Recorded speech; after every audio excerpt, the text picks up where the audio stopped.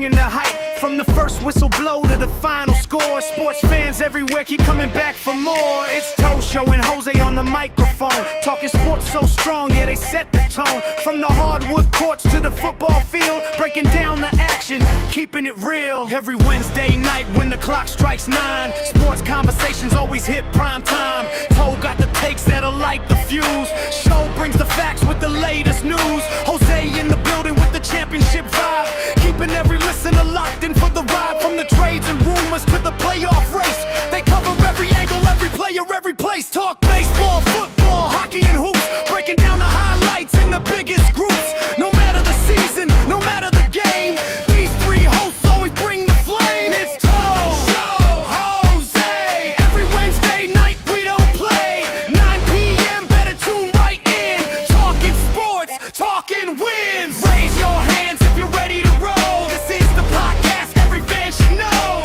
Toe Show, Jose. Wednesday night we're here to stay. Yeah.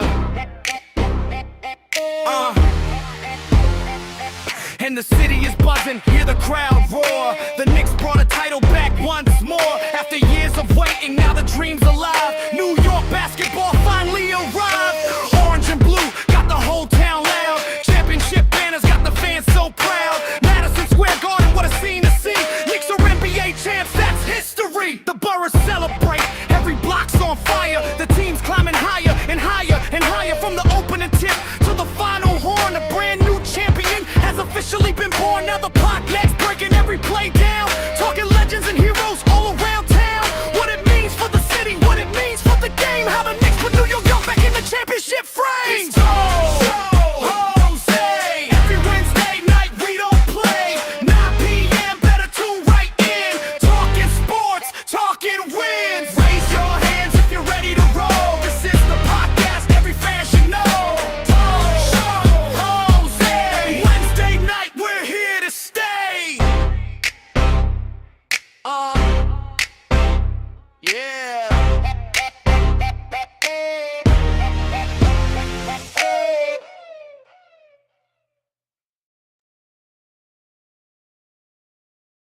Listen, don't ask me why I was fucking late. Don't ask no questions. Oh, Lord, why you playing me, G? Like, I don't gotta lower the, you idiot. You don't gotta lower the camera. Gotta move your shit. But anyways, I am late. Toe will not notice. He's sleeping, so shh. Anyways, Janelle, I saw you was first, brother. I see you. Give me a second. I know I'm a little distracted. I'm trying to move something as I'm talking to you. I can't find what to. Gosh darn it. Jose should be here in a second behind you. This?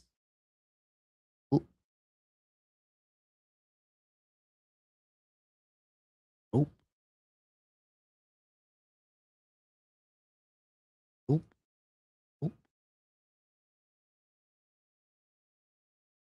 What the heck? Which one is it? Give me a second, guys.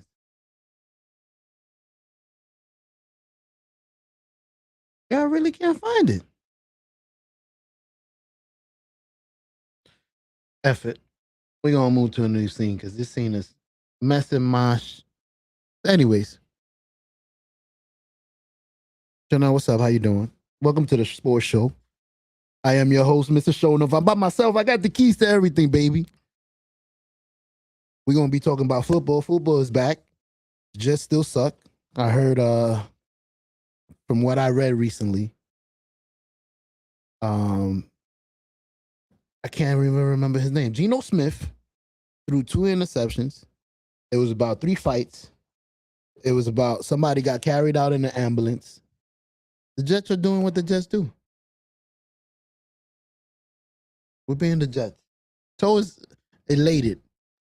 And we have them for a whole year. So I can't wait. I gotta send let me see if I can send an invite to my boy.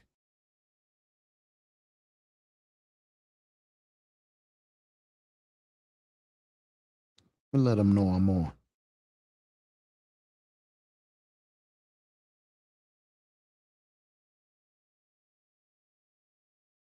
Anyways, I don't know if you guys been watching your team. UFC. there's a there's a UFC match this Saturday. Who's fighting? Mr. Loki. I didn't know that. UFC hasn't been doing a good job of actually like promoting their stuff. It's weird. Like it's always a surprise to me when they're about to start fighting. The only one they did promote was the crappy one that we watched with McGregor. They did a good job with that one. They made sure of it.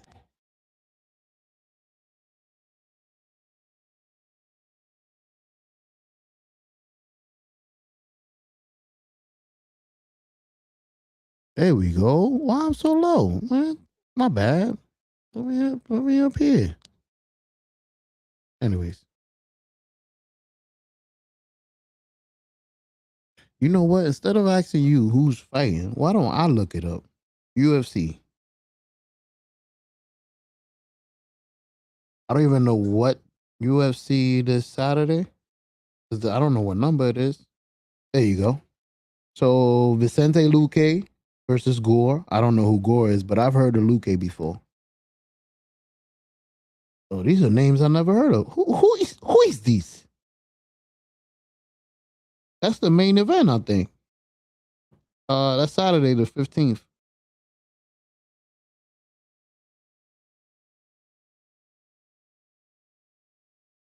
This card is wait a minute, I'm tripping. That's the only. Oh, there you go. I was looking at the undercards, man. This is Islam Makhachev is fighting against somebody I never heard. Ian Machado Gary. Hey, he's 17-1. So his record's all right. Mackenzie Dorm is gonna go against Gillian Robinson. Okay. Charles Johnson against Jose Ocha. Never heard of him. There you go. Edison Barbosa against Esteban Ricevic. This card is I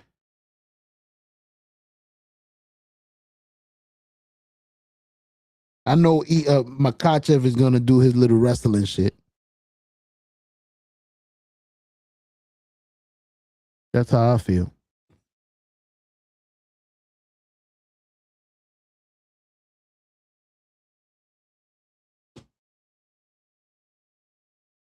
What are they? I want to see the schedule because they're not doing, like I said, they're not very good at promoting. I already said Makachev against Machado. I've never heard of him, so I'm not interested by that.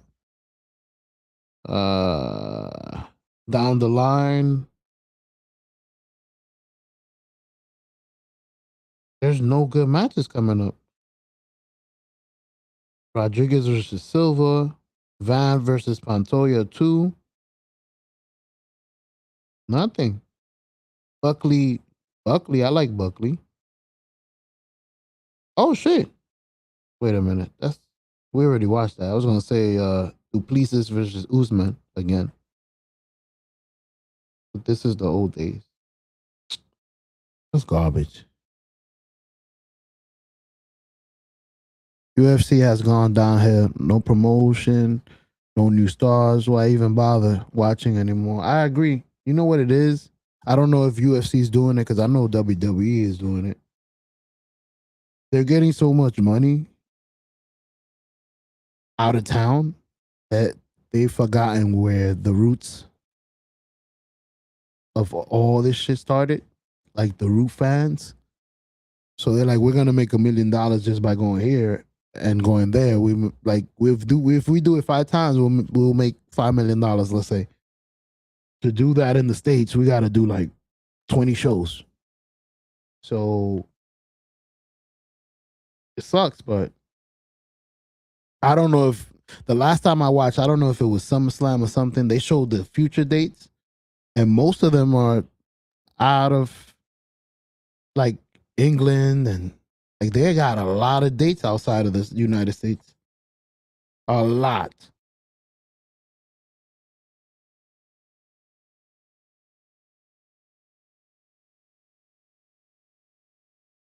The Lakers got sold to Kushner's brother.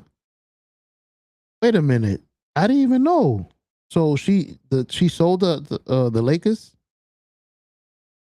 What's my take on that?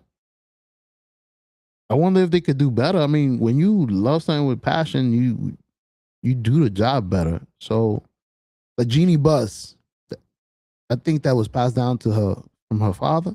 That's like it was personal. It's like right now what's going on with WWE. They got taken over by TKO. It's not the same as when the old man used to run it with passion. He don't care. They don't care about the fans. We're making money.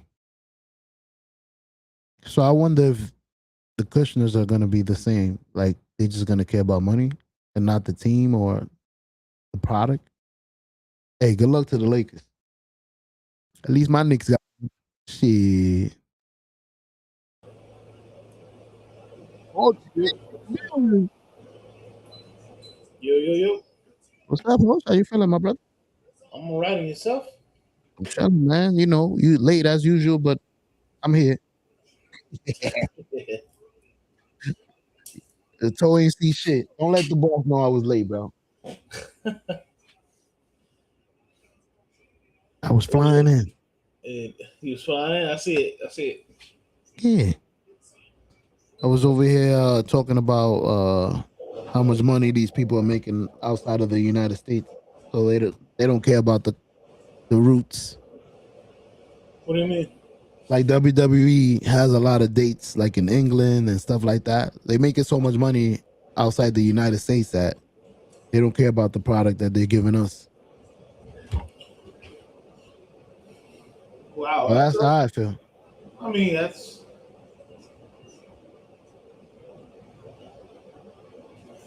mean, that's definitely a possibility. Because he was asking about, he heard the Lakers got sold to the Kushner brothers. I saw that. That was wild. So I don't know if they have the same. I know Genie Bus, it was in the family. I don't know if they have the same passion. Same thing with TKO. Like they're not gonna run it with passion. They're gonna run it like a business. I mean, at the end of the day, it is a business. Yeah. But I see what you mean. Like, the Bus family, yeah, it was a business to them, but it was in their. The Lakers was in their family for so long. It was like a family kind of thing. Yeah. Same thing with Vince McMahon. That's how I was intermixing it. Like now that it's sold to somebody that's not attached to it, is it gonna be the same? Well, right now, that's what we see. WWE is worse. Yep. We don't have no personal feelings towards it. It's a business. Take it to Japan for $1 million. I don't care. Yeah, I mean, I guess.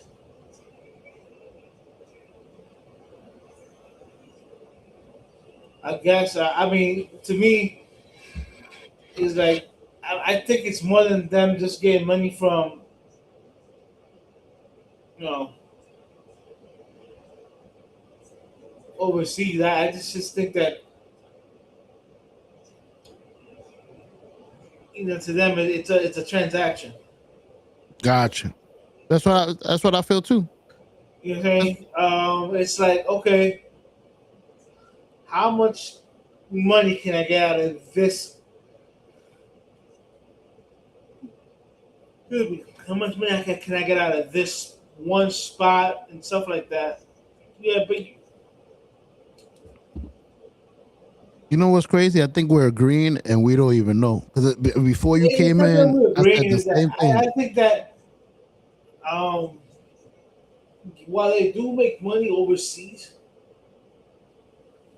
you know what I'm saying? Like, the WWE is a little bit different because they have a lot of touring dates and stuff like that. Mm-hmm. And I think football is dabbing into being a little bit more international, with them playing in those games in England and Brazil and all that other stuff. Mm-hmm. but it's not like that can sustain them. Like they need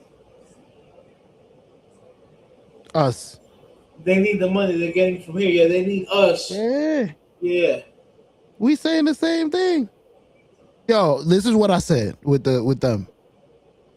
Well, what I was thinking. If they go, let's say, and they sold a show to England for $5 million, that would take them about, let's say, about 5 to 6 shows to do here. It's easier to just do one, take that money, and not give a damn that we not in the United States. That's what I was saying.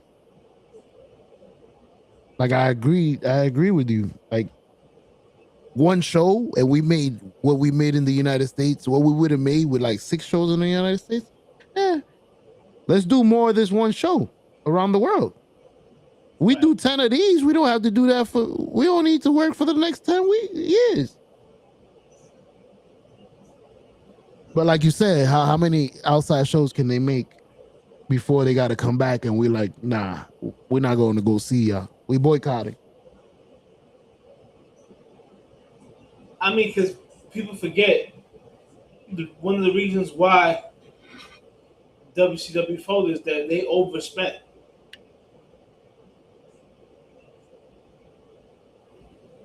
They did on new players, new shit.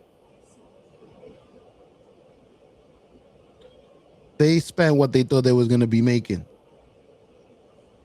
Right. And they probably would have made that. I think they made it. I don't know where they went wrong, but they was making a profit with the NWO. They got cocky.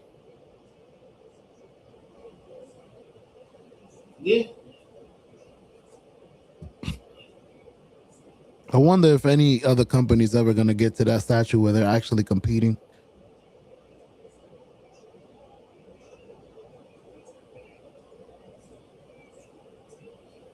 Thinking here, because that's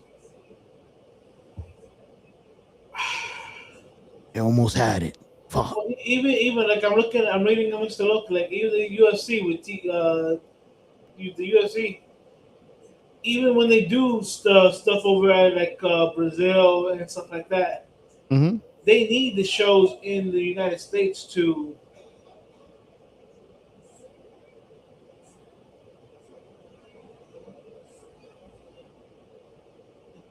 They need the shows here to even.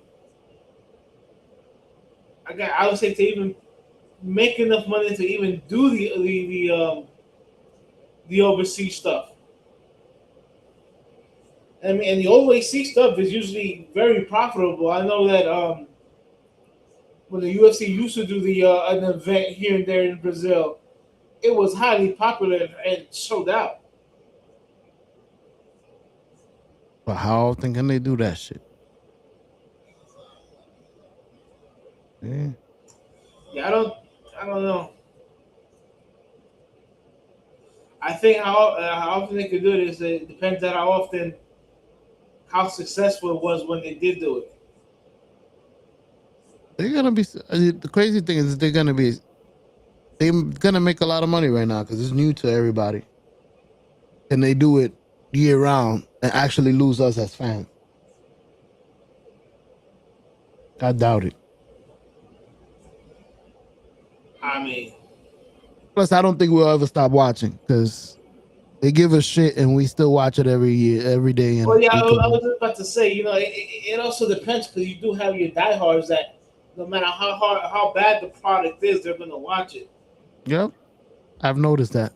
And it goes for wrestling. It goes for basketball. It goes for baseball. I mean, for all those years as the Knicks sucked, they still outsold the Garden. Yep, which was a problem. I don't need to give you a good product. I'm selling out. But Jim Dolan got it right, so we good. We forgive him. No, we don't. He said, "No, we don't. We need another title." He banned my man Charles Oakley from the Garden. Who does that? Damn. He didn't even allow him after the win. Nope. It's fucked up. I did have a question for you. I had it ready. I was waiting for you. But I don't know if you've been watching preseason, but if the Giants started the season tomorrow, would you trust them to make the playoffs? ooh,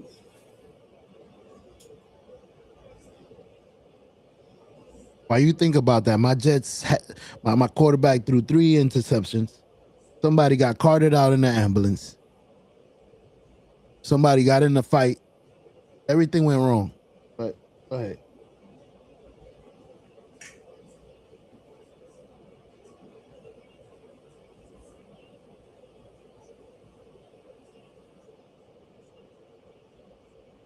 I'm thinking of that question. Why he thinks same questions to the crowd. Everybody out there, Mr. Loki, appreciate you. Janelle, I know I saw you. Same thing for your favorite team. If your favorite team started tomorrow, I know it may sound like a funny question because it's your favorite team. You want them to win. But like Hoach, be real. You see Hoach is being realistic. He's thinking about it. Do you trust your team to make it to the playoffs? With the Jets, I'll be real with you. While Hoach thinks about it, hell no. With who? With Geno Smith as a quarterback? I don't even know why we brought him back. Because he had one good year with another team that had good fucking receivers, good fucking line, good everything. Of course he had a good year. By mistake. He went right back to being Geno Smith as soon as he put the green on. Trust my team. I wouldn't trust them to win more than 5 games.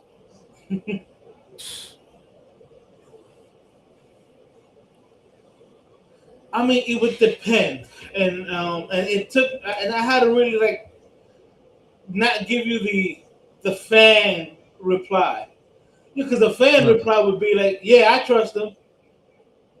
I appreciate that. You That's know, exactly what I noticed. but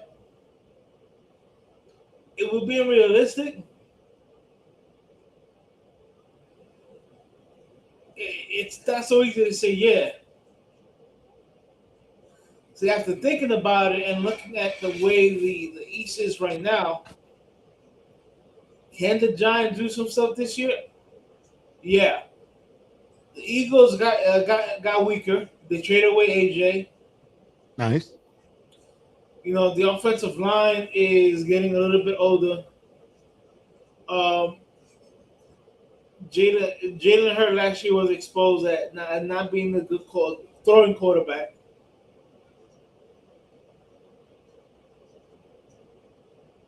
The defense is not as dominant as it has been in the last year, so they're vulnerable. Washington. I'm sorry to say this, but it's like for a better thing. Washington is Washington. For some reason, they suck. Even when they have a good team, they'll suck. I thought they were getting it together too, little by little. Yeah, you would think, but still. Last year, Daniels was hurt all year round. You gotta hope that he's back healthy this year. Hopefully. Right. Because without him, the team goes. Right. The defense is not good at all. It's not real good.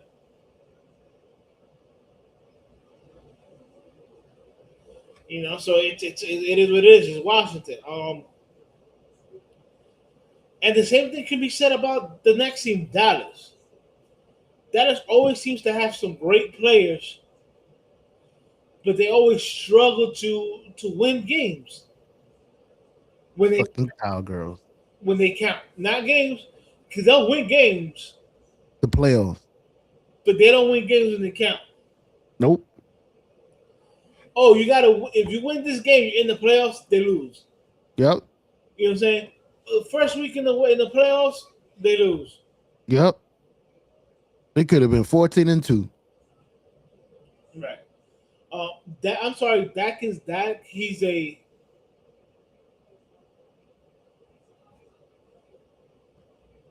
I mean, for lack of a better word, Dak is not very trustworthy when it comes to being clutch. You know what I'm saying? Like he'll give you a lot of yards and a lot of touchdowns, but then turnovers. He'll give you what I call them the Eli turnovers, the stupid turnovers for no reason. I I want to present a question to you, but I don't know if we disagree because I feel like Dak is better than the Eagles quarterback. Oh, absolutely, Dak is better than Jalen Hurt. Jalen Okay. Hurt. See? A lot of people will say no, no, no because Dak's history versus Jalen because Jalen has a ring, a championship.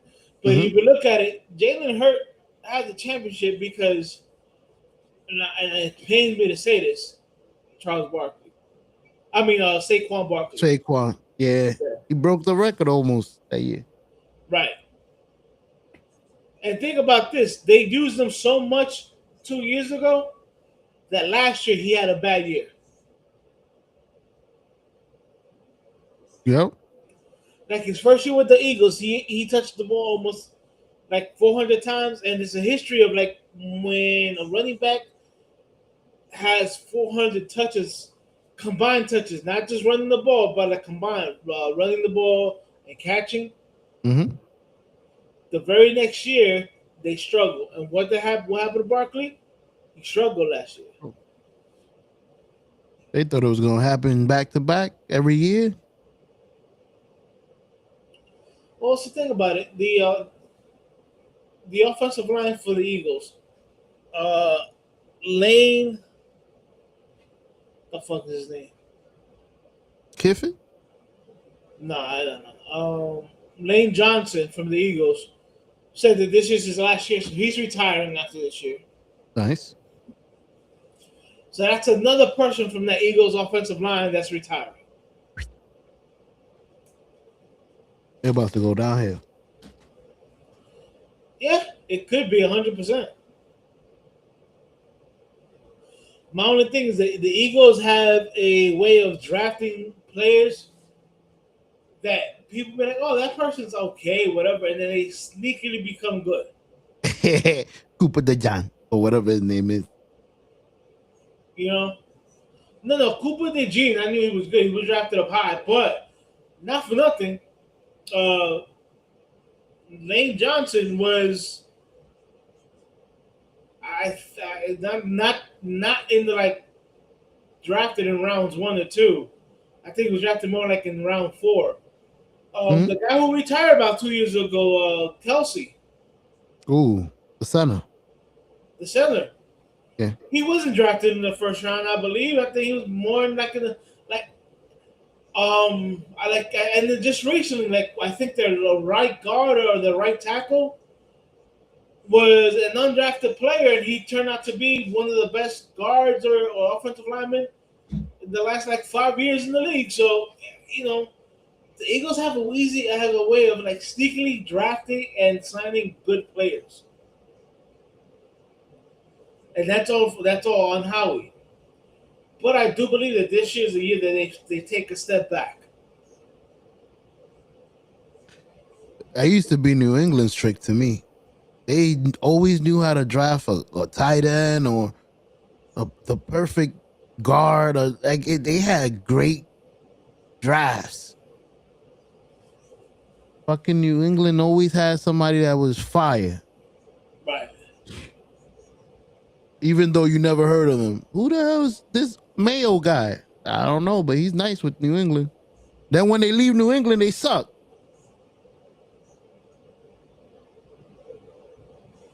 Never heard of no Watson, the tight end. Every time they left Tom Brady, it was over. You mean Ben Watson? Ben Watson, yeah. That's the only see?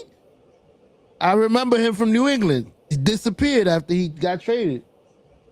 I mean, he did. He played a couple of years with Cleveland, but yeah, but it's Cleveland. I mean, if you want to go kill your career, go to Cleveland. Not even OBJ survived Cleveland. Yeah. So, and there you go. Not even OBJ can survive Cleveland. So, what does that tell you? Only guy successful in Cleveland is LeBron. What happened? I said the only guy that was successful in Cleveland was LeBron. Yeah, let's not talk about that guy. No, I mean I'm not praising him for it. It's a fact. I know, but I don't want to talk about that guy. It's not basketball season. Let's gear up for football season. I got football questions. What's the hardest position to evaluate? Quarterback, like how do you evaluate your team in preseason? Because I got a friend that doesn't care about preseason. Preseason. He just wants to look at the players and how they play. Like he doesn't really care. So how do you evaluate your team?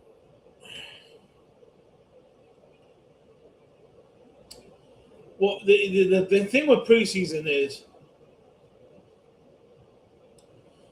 it's easy to look good in preseason. Yep.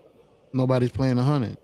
Or like to call training camp, because most of the times, even when you're there with pads, you're there in shorts, so you're not there in full gear. Mm-hmm. You know, if you're playing against yourself, your teammates, if you're practicing against your teammates, you usually tend to take it easy because you don't want to hurt none of your teammates. You know what I'm saying? Mm-hmm. And also, look at last year. Last year, the Giants went undefeated in the preseason. They went 3-0. Oh, shit. And not for nothing, if it wasn't because they had a horrible defensive coordinator, they would have had more than 4 wins. But shoulda, coulda, woulda.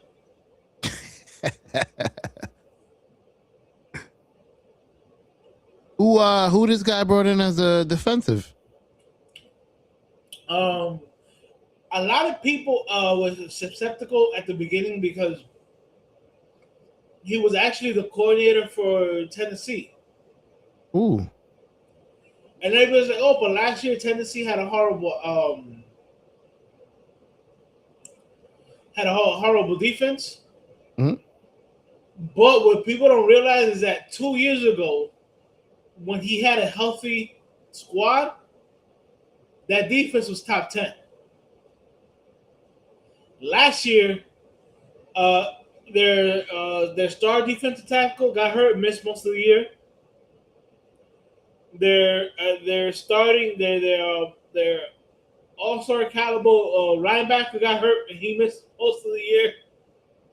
Like they had a lot of injuries on the defensive side. And it wasn't for like 1 or 2 games. It was like they had a lot of injuries, and the guys are out for like the year. 6 games, 8 games, you know, so. Not no short shit. Yeah, exactly. Que mierda. But I even, everybody's like, oh, why we go back to Tennessee for defensive coordinator? Now remember, last year, the Giants' horrible defensive coordinator, Shane Bowen, came from Tennessee. But the defensive philosophy are completely different. Shane Bowen was more of a reactive defense, like let's see what the offense does, and then we'll react. And to me, that's the worst kind of defense you can play, because you're pretty much letting the offense dictate to you what you're going to do. Which is why I like Wick Martindale's defense, because it's more of an attacking, more of an aggressive defense. Word. I'm not waiting for you. Right. This guy's defense is very similar to Wink Lamar's defense. Like it's more attacking. Mm-hmm. And it's funny because I know there was a lot of players that were not players, but a lot of fans who weren't happy that the Giants didn't trade away Deontay Banks. Now, if people don't realize, remember, Deontay Banks was a cornerback that the Giants took in the first round about 4 years ago from Maryland, who under Wink Martindale had a good rookie season, but then Wink and Dable had a falling out, so Wink left, and that's why we got Shane Bowen for the last 2 years. And the last 2 years, Banks looked horrible. And this is what I kept telling people. I said, for anybody on the defensive side that had a horrible last 2 years, I'm gonna give you guys a pass. Benefit of the doubt. It was Martingale. Because to me, it's Shane Bowen's just ass. He sucks ass, man. Remember, this is a guy that we were up in Denver and still lost because he doesn't know how to fucking stop the fucking, like, he didn't know how to fucking stop a defense. Bro, against Denver, they didn't score for 3 quarters. In the fourth quarter, they scored 33 points. How is that possible? What the fuck? And that falls on the defensive coordinator not knowing how to fucking make adjustments during the game. Because he should have, like, how did you allow them to even come? Like, once you see it's working twice, you're going to continue to let it happen? Right, remember, this was the same coach. And I've said this before on the show that me and Len were at the bar the first game against Dallas, right before Malik Neighbors got hurt. Mm-hmm. And Wilson throws a go-ahead touchdown to Neighbors, right? And on the very first, and they kick it out of bounds or whatever, and I go, please do not play prevent defense, because if you do, Dak is going to hit the tight end right over the middle, right in front of our middle linebacker. Yep, I remember that. It's exactly what happened. And then the guy from Dallas, the kicker, the guy hit 60 yarders like it's fucking 50 and 60 yarders like it's nothing. Audrey.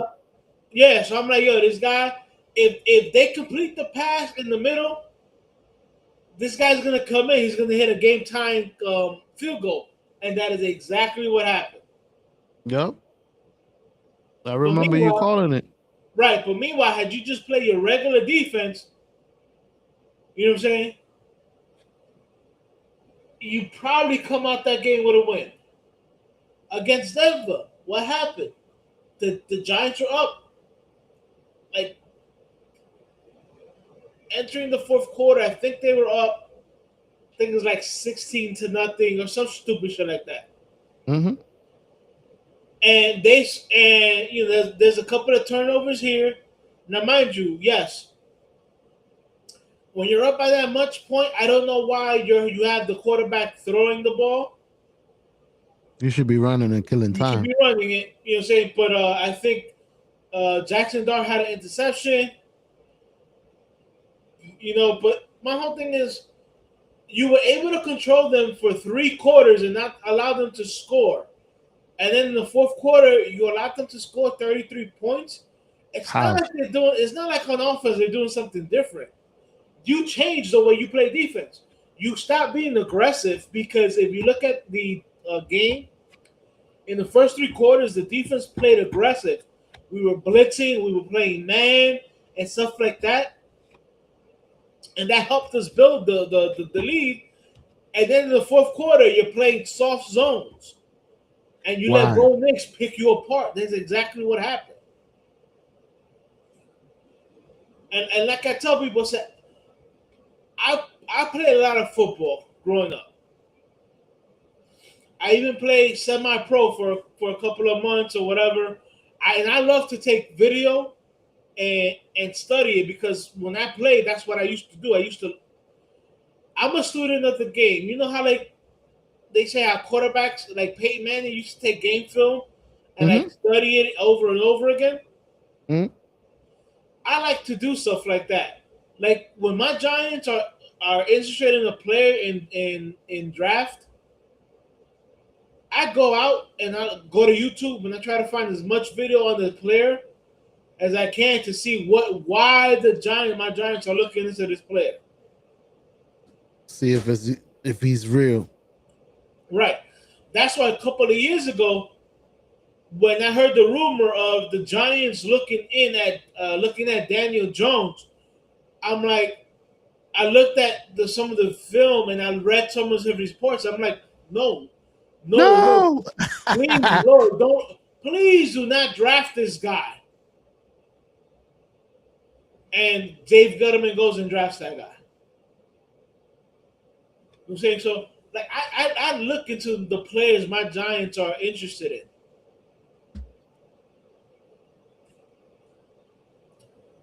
And that's why a couple of my friends say that I'm a little bit crazy when it comes to it, because a lot of fans don't do that. A lot of fans don't look at tape of players that their teams are interested in. But I do. I like to be invested. So you liked OBJ when he got picked. My boy is a Giants fan, and he knew. He's like, this OBJ kid is going to be nice. But I don't know if you knew when you picked him. Thing. When Jerry Reese drafted OBJ, there wasn't a lot of speculation of the Giants drafting OBJ. Came as a surprise. It came out as a surprise to a lot of people. Because to a lot of people, the Giants were looking at the offensive lineman. What they should always be looking at, or what we thought they always. Right. So they were interested in some offensive linemen and stuff like that. So I was looking at that. This is like back in the day where the Giants were very good at keeping who they were looking at in secret. You know what I'm saying? Mm-hmm. But on the Dave Gettleman, you knew, like, dude, his first draft, when he came out and said that Barkley was the type of player, a generational talent, and the type of player that is going to wear a golden jacket at the end of his career. You already knew. I already knew he was drafting Barkley. Kissing ass. But meanwhile, I'm like, dude, as much as I like Barkley, that wasn't the play. The play would have been to trade down and draft Quentin Nelson. You know, and I've said this countless times on this podcast, so I'm not going to keep rehashing it. But the OBJ stuff, they kept it on the wrap. So when Jerry Reese drafted OBJ, everybody's like, yo, nobody had OBJ tied to the Giants. Nope. That's a good surprise, though. But what I did was that as soon as I heard his name, I went online and I started looking at this kid, and I'm like, yo, hold on a second. Hey, we got him. I'm like, yo, this kid, you know, because you can see that the talent was there, the way he ran routes, even in college. And even in college, he was doing those one-handed catches and stuff like that. Mm-hmm. And I was like, okay, we might have something here.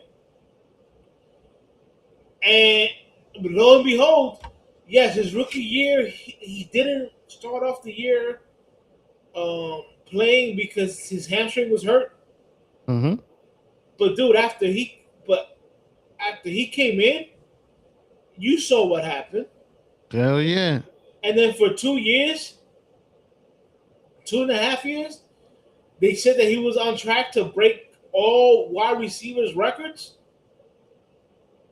Before he broke his ankle? No, before he did something stupid and went on that interview with Lil Wayne. Because if you remember, he that little on the interview he had, and here's what I tell people. Like, a lot of people say that he criticized Eli Manning. because he was like, yeah, I don't want to depend on taking short passes and take them to the house. I would rather catch bombs. Yep. And everybody thought that he was taking the dig at Eli, and I'm like, yo, he's not taking the dig at Eli, because guess what? It's easier to take a bomb in for a touchdown than it is to take a slant in for a touchdown. You know, if you get hit on a slant, you have to beat people. You know what I'm saying? You have to outrun people. If you catch bombs, you already outran the person. So as long as you catch the bomb, you're pretty much going to score. It's over. Touchdown. You know I'm already here. Exactly. But if you depend on taking a short pass and running 75 yards for the touchdown, that's a lot harder. So a lot of people said that in that interview that he was criticizing Eli Manning, and Dave Gettleman took it like that. Dave Gettleman was like, "Oh, this is what he used to convince John Mara to give him the okay to trade him, was like, oh, he's talking bad about Eli. How about our quarterback? Right. We got to get rid of him." Exactly. But here's the thing that a lot of people don't know. Gettleman never liked OBJ as a player, period. You could tell. Well, and I said this on this podcast. Dave Gettleman was a scout for the Giants for many years. And then when they were Ernie Accorsi, which was the Giants GM that put together the team that won it in 2007, because he put the majority of that team together. Mm-hmm. He was retiring, so the Giants had a pick between Jerry Reese and Dave Gettleman. They went with Jerry Reese. Dave Gettleman left to go and be the GM at Carolina. And when he was the GM in North Carolina, with the Carolina Panthers, they asked him, because of his ties to the Giants, and what he thought about OBJ. His words were, OBJ is not a Giant type of player. So when they fired Reese and they brought in Gettleman, the first thing I said was, watch him come up with every fucking excuse to trade away Odell Beckham, and that's exactly what he did. Right after we signed him to $97 million. Gettleman was forced to give him that deal by John Mara, and then the very next year, because he said something about they thought that he said something about Eli Manning. Oh, he's no good for the Giants. He's a cancer. Now, for many years, OBJ had a reputation as being a cancer in the locker room. But if you talk to Victor Cruz, if you talk to OC, like if you talk to a lot of players who was there where OBJ was there, he said OBJ wasn't a cancer. Mm-mm. They said OBJ was a great teammate. Now, like, I understand why people would think that OBJ was a cancer, because you see the stuff that he was doing on the sideline.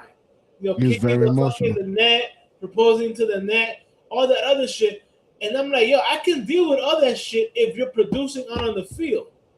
And he was killing it on the field. So what is your problem? Word. He's just emotional. You could tell. That's how he displays his emotion. He kicks shit. Yeah, wow, the guy's emotional. Well, guess what? Football is an emotional sport.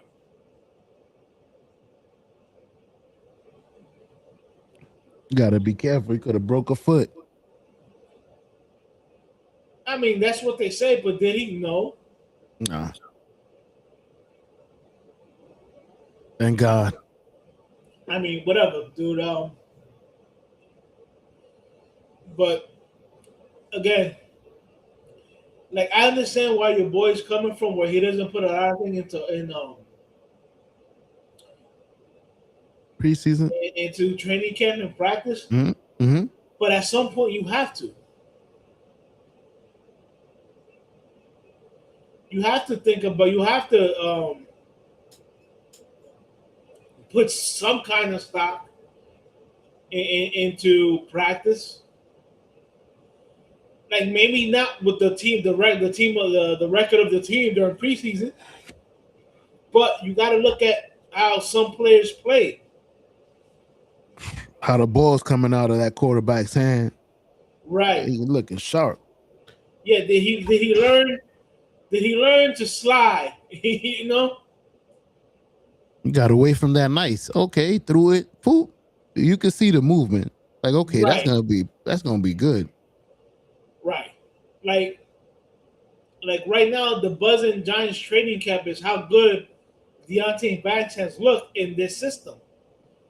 And I said, well, because Deontay Banks is an aggressive corner, and this system is tailor made for him. Aggressive. So he looks good in this defense. You know what I'm saying? Mm-hmm. It's like another thing, like the linebacker that they cut, Bobby Okereke. Ooh, they cut him. That's my guy. Yeah. No, they cut him already a long time ago, and everybody's like, "Oh, but he had a horrible year." And I'm like, you guys really don't put a lot of stuff into stock. He had a great year under. See, like I tell people, he had a great year under Wink. A lot of players had a great year on defense under Wink. Rick Moran. You know what I'm saying? The first year under Shane Bowen, a lot of them looked bad. But you said don't take notice of that. And then the last year, a lot of them looked bad. You know what I'm saying? So it's like, how can you blame the players when the coaches are supposed to put you in the position to be good? You know what I'm saying? So, like, I know a lot of people like, oh, yeah, but at the end of the day, it falls on the player to be good. Well, it takes both good coaching and being a good player to make a player great. Yep. You know what I'm saying? So again, Bobby. People forget that in the first game, Michael McFadden hurt himself and was out for the rest of the year. So who was playing next to Bobby Okereke? Somebody who was on the special teams? Nobody. No, he wasn't a nobody, but it was a guy that was on special teams, but doesn't have the speed of a McFadden. See, I know a lot of people like, oh, we like Michael McFadden because, like he would be in the backfield, and I'm like, you guys don't understand. Michael McFadden was in the backfield a lot because Michael McFadden for a linebacker was very fast. You know what I'm saying? So he would go and I would say what we call is blow up the play. Mm-hmm. Because of his speed, even if he made a bad call in diagnosing the play, because of his speed, he was there. And then because the offense had to worry about him, it allowed Bobby to play cleanup. You know what I'm saying? But with Micah being hurt, now you take that away from Bobby. And now Bobby has to try to make all the plays himself. Yep. It's a lot harder. I don't got my teammate to help me pressure. Right. Not only that, in the backfield, your two safeties are both brand new safeties that never played together. You know, you had the rookie, Tyler Nubin, who was going into his second year. Mm-hmm. And then you had Javon Holland, who was just his first year with the Giants was last year. So they was both learning. Yeah, so they were both learning how to communicate with each other. And I'm sorry, and then you put in this coach who would call horrible defense. So to me, that is a recipe for disaster on defense. Now, mind you, the Giants had a chance to be very good on defense But because this guy fucking sucked, they didn't. You had Abdul Carter, Brian Burns, and and Thibodeau, right? Mm-hmm. And did you know that the amount of times that they were all on the same field together was like less than 50%? No, I didn't know that. One of them was hurt, or that was the coaching? That was coaching. You fool. You're gonna see what's gonna happen this year, because I know they added somebody else to that. Well, no. Everybody thinks that although Reese is an edge rusher, but he didn't play edge rusher in college. He played weak side linebacker at college, where he was able to make plays all over the field, and that's what the Giants are putting him as. They're putting him as the weak side linebacker. Okay. So the Giants have a thumper in Thurman Edmonds. You know what I'm saying? And now they have this athletic freak in Albo Reese who can run sideline to sideline. He can run with the tight ends. He can run with the right. He can run with the running backs. Mm-hmm. Okay. The Giants finally have somebody who can do all that on a consistent basis, and it doesn't have to be their primary middle linebacker. You know what I'm saying? So now put it like this: the guy Wilson already said that he's gonna make sure that Brian Burns, Abdul Carter, Thibodeau, Reese, you know what I'm saying? They're all on the field at the same time. Now, if people remember when the Giants were good, Justin Tuck, who was an edge rusher, he was a DE. Mm-hmm. They would bring him in to play defensive tackle, and they call that the NASCAR package because they would have Tuck, Yurmanyora, Katai Mikanuka, and Michael Strahan all on the defensive line together. That was their NASCAR package. That was like when they lined up like that, there was we're not even trying to stop the run. We're just going after the quarterback. We're killing you. It's push time. And in training camp right now, they're saying that Tibbs is looking great anytime he's put in the middle of the defensive line. You know what I'm saying? So if the Giants are putting Brian Burns, the kid that they drafted last year who really the Darius Alexander who really looked good at the end of the year. Mm-hmm. They're lining up Burns, Alexander, Thibodeau, and Carter. Perfect. And then hovering right behind them is Albo Reese. Running sideline to sideline. Right, and everybody's like, yo, that package is giving the offensive fits. Hell yeah. I can't wait to see it. So that's why I get your friend where you got to take everything that happens in preseason with a grain of salt, but you also got to look at it like, okay, this is looking good and that is looking good. You can't just not incorporate preseason or training camp into it. You know what I'm saying? Mm-hmm. I'll tell you right now, one of the best receivers in Giants football history made his mark in preseason. Victor Cruz was an undrafted free agent wide receiver that Jerry Reese signed to the team. And you know how he made the team? Preseason? In preseason, he caught 3 touchdowns against the Jets. Did he do his little dance? Oh, yeah. Yeah, it was to the point where the Jets coach at that time, Rex Ryan, told Tom Coughlin, "I was like, I don't know who number 3 is, but a good lord, I bro." saw that clip. He It, said, "Who's it, three?" it, right in the preseason, he caught a one-handed bomb, and then he caught like another bomb, and then he caught another touchdown. Like, but if it wasn't for that preseason game against the Jets, think about this: there could have never been a Victor Cruz. Nope.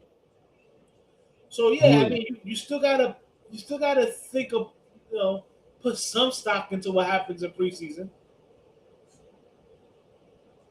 Anything special happened for the Giants? This year, Yeah. Did they I play? think I think so. Um, the thing with the Giants last year is they lacked a lot of discipline. Mm-hmm.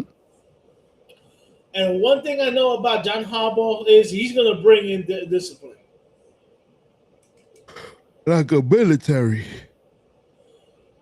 I mean, not like it doesn't have to be like a military, but he's going to make players to help. He's going to hold them accountable.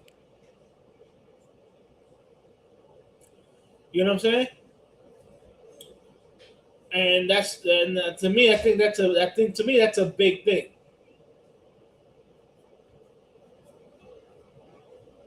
So You got the pedigree for it. I mean, look, the John Harbaugh has a history of like running a tough camp. Yep. But I'm okay with that because sometimes like sometimes they like the saying goes, sometimes you need tough love. Yep. Let's go back to old school. Fuck that. Right.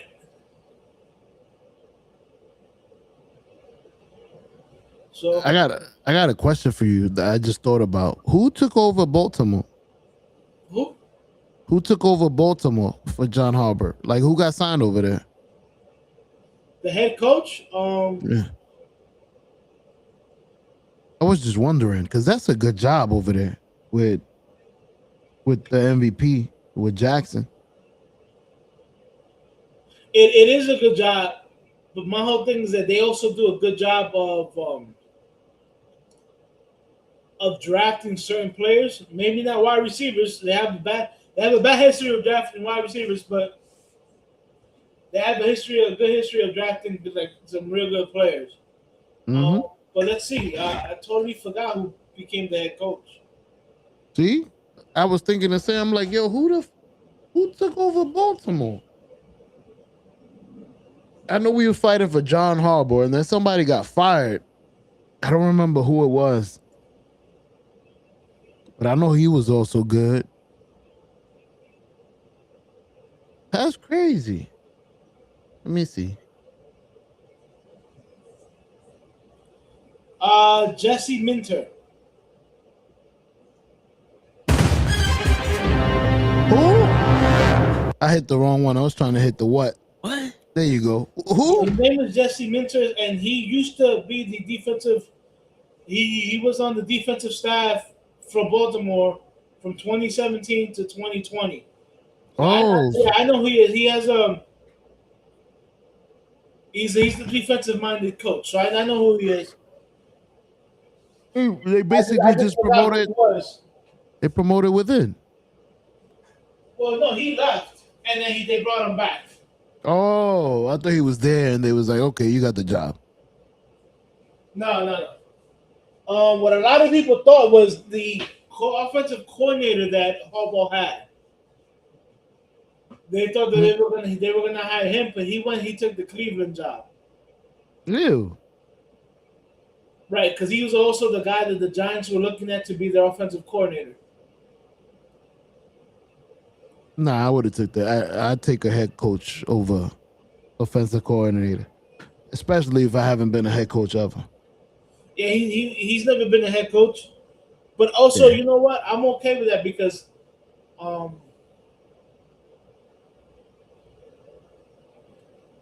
his offensive coaching style is not the best.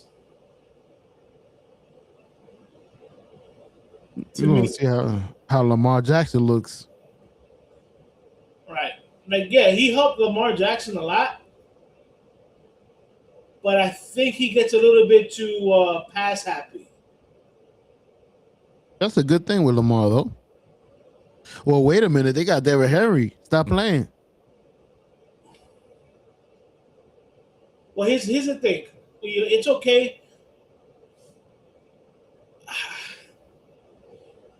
I don't know. I forget that. I don't know if Todd Monken, because that's his name. I don't know if he was like, if he got too if it was too pass happy or something. I forgot what was the. I know that him and Lamar didn't always see eye to eye. And that means it was too run happy. So I think it was like, yeah, he maybe got a little bit too run happy. But again, it's not like Baltimore. The one thing Baltimore cannot do, like, they can draft for good when it comes to offensive linemen and defense, but they're not good at drafting wide receivers. Word. Nobody, no weapons for this boy. Like, everybody's like, oh, they have Lamar has Zay Flowers. I'm like, yeah, and besides that, who does he have? He had his core. We have him now. His tight end. Likely. Nah, he was that likely wasn't even his starting tight end. Huntley, is it? No, his starting tight end is damn, I had him on my fantasy team last year. Mark Andrews? Yes. Mark Andrews was the starting tight end at Baltimore. We got to remember, Baltimore ran a lot of two tight end sets. But Lamar Jackson's favorite wide receiver was Mark Andrews. If you look at it, that's the guy he threw most of his touchdowns to. I remember. But it's like, okay, they got Mark Andrews, who is at the end of his career, he's going to catch you. He's going to catch those 5-10 yard passes, and he's not going to get you a lot of yards after the catch. Jason Witten ass nigga. Right. So all you really got to do is worry about Zay Flowers. If you control Zay Flowers, you're pretty much going to control Lamar Jackson, and that's what happened last year. A lot of people started to focus on Zay Flowers, and granted, Lamar got hurt last year. That's what I was gonna say, because he used to run around everybody. Well, yeah, he running around everybody's time he got hurt with his ankle. But even like that, even like when he came back, like all the teams were like double teaming Zay Flowers, and Lamar had nobody to throw to. So he was taking off of his leg. That's how he got hurt. Yeah. And it's not like Lamar is a big dude. Lamar is an athlete, but he's still, to Lamar, still fairly skinny. He's not Cam Newton size? Hell no. Cam Newton was a big ass tight end. Bro, look at Lamar's stat. Lamar is like, I'll tell you right now, Lamar Jackson. Lamar Jackson is like maybe 215, 220. All right, you look Lamar Jackson, I look for Cam Newton.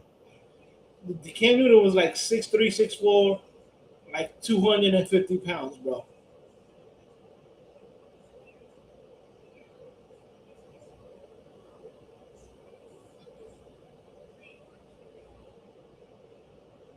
Yeah, 245, 6'5". Yeah. Lamar Jackson, 6'2".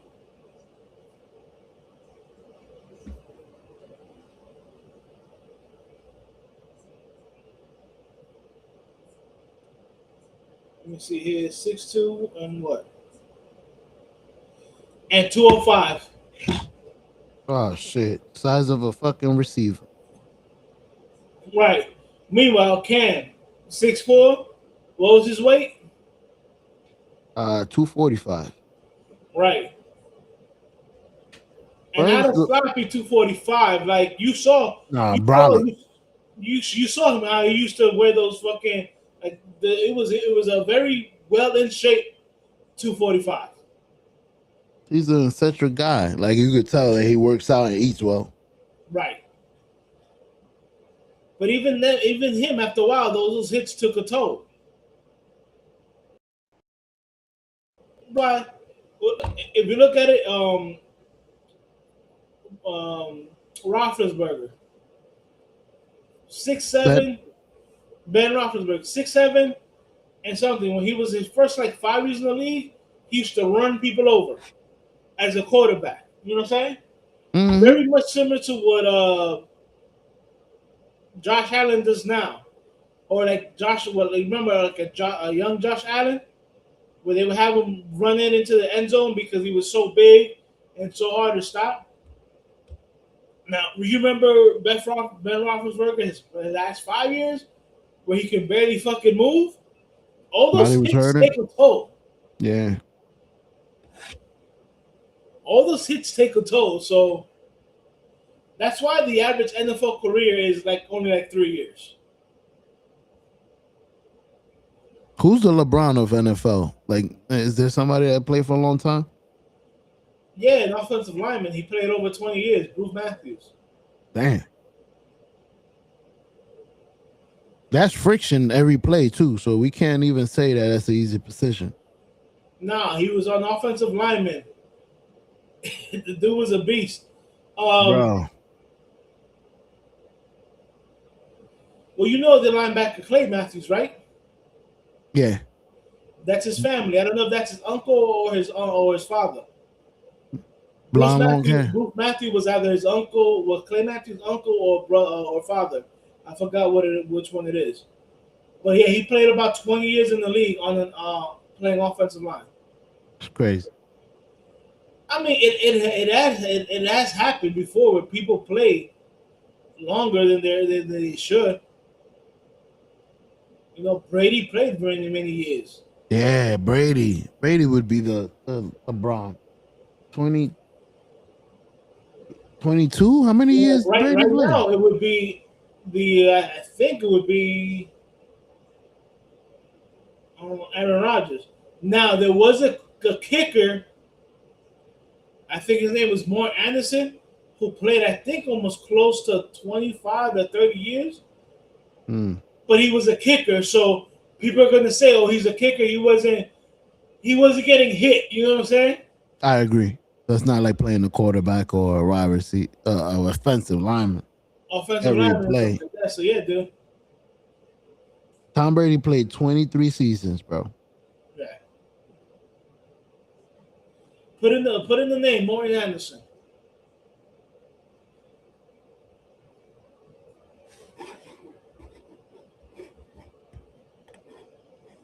He played 25 too. I mean, they played the same. He played 25 seasons. Danish American.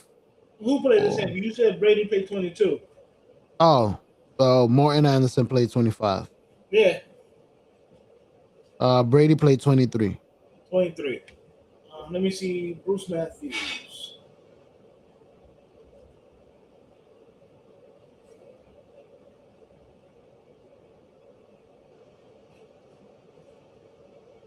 $19. Yeah. For Bruce Matthews. Yeah, 19 season. So that's 1, 2, and 3 right there. Bruce Martin. No, not Bruce Martin. The guy you told me first. Bruce Matthews. Bruce Matthews. 19 years offensive lineman. That's a position that you're getting hit every single play. Yeah. It ain't a kicker, just kicking a ball. You can do that forever. It's like a knuckleball pitcher. Yeah, kicking the ball you can do forever. Hell yeah. But playing offensive lineman? There's no avoiding contact as an offensive lineman. Ever. Yeah. That's crazy. And so, I'm hyped for the new year. The Giants should be a lot better now. It said that Geno Smith had a very bad practice today. Very. I was making fun of that. Now, I know that me and Toe talk about this all the time. But why is it? Why do the Jets can never find themselves a fucking quarterback? And when they do find themselves a quarterback, like right now, they got players around the quarterback.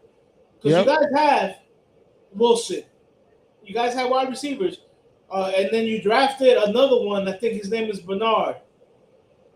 You also drafted one of the better receiving tight ends. You got Bryce Hall. Like right now, you guys need a quarterback, and you guys have Geno Smith. And it's like I don't get it. When you guys have players like Sam Darnold, you have no wide receivers, no tight ends, no running backs. So we get rid of him in a year. But when you do have skill players, you guys have bad quarterbacks. We never get it together. I was thinking that shit today. Why would we ever sign Geno Smith again? You guys traded for him, not a sign. You guys traded for him. Why? Why do you think this is the guy? You guys let Justin Fields walk, and you guys traded for Geno Smith. I like Justin Fields. I did too. I think Justin Fields never got a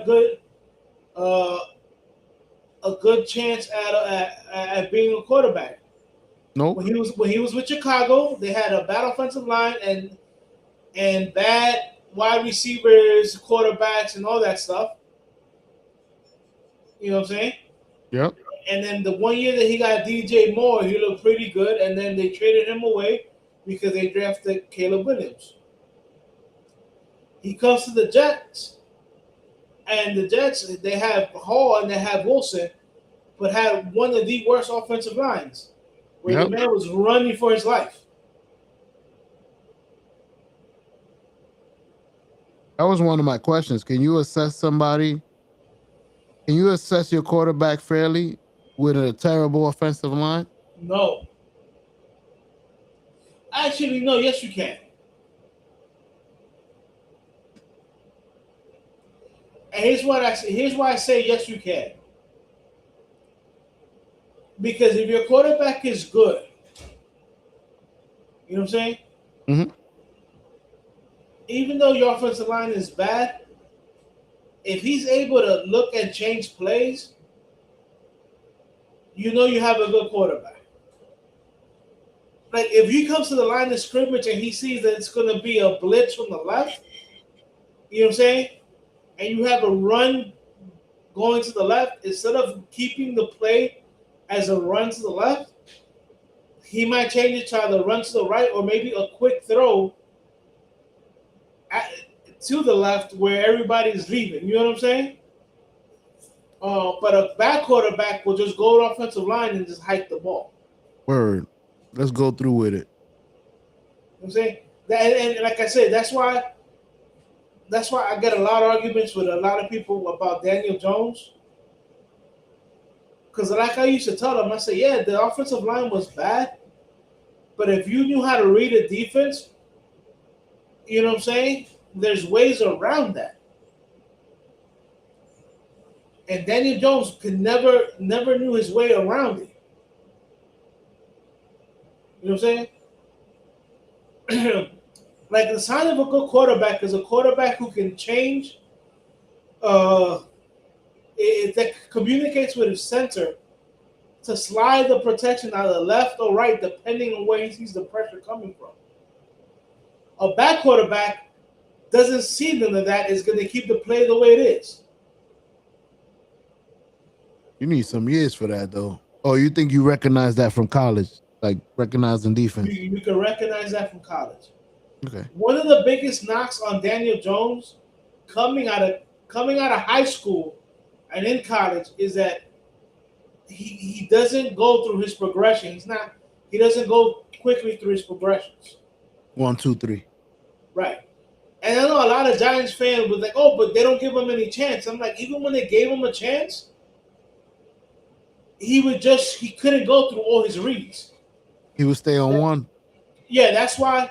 Like he will lock on into a wide receiver. You know what I'm saying? And that's a bad thing to do as a quarterback because the defense now knows, yo, you're only looking for that one receiver. Yep. I And, could and, get this, this and this ball. is what I tell people. His rookie year, he had success as what they say he had success with the Giants, right? Pat Shermer was running what? A one read and throw offense, which is you read and you throw. You don't Mm-hmm. go through progressions. You know what I'm saying? Which was helping him. Which was what you want to do with a quarterback with Daniel Jones. If you look at how what the numbers he did with Indianapolis, Mm-hmm. the offense again was a one read and throw offense. Like they didn't ask him to go through a lot of the progressions. You know what I'm saying?